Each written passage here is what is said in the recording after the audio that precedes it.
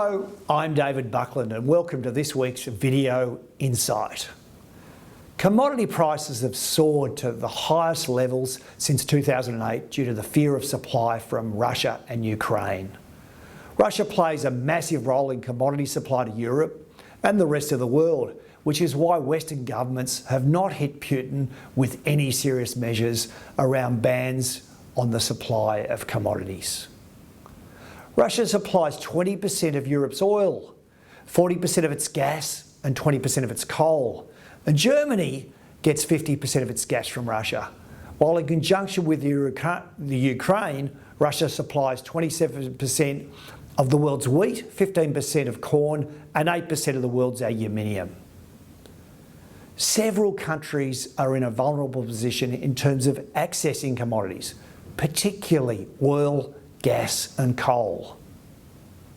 Take, for example, the issue of moving Russian oil around.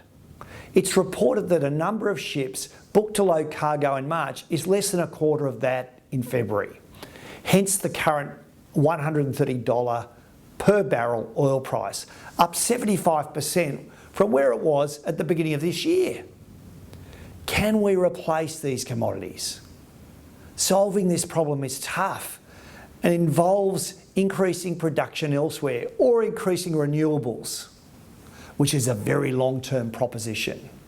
In Europe, only France, which meets 75% of its energy needs through nuclear, and the heavily renewable Scandinavian countries are significantly less vulnerable to these energy threats from Russia.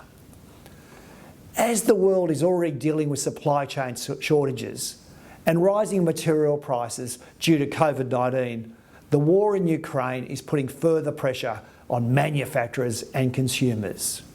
And these rising commodity prices are adding to inflation and the cost of living.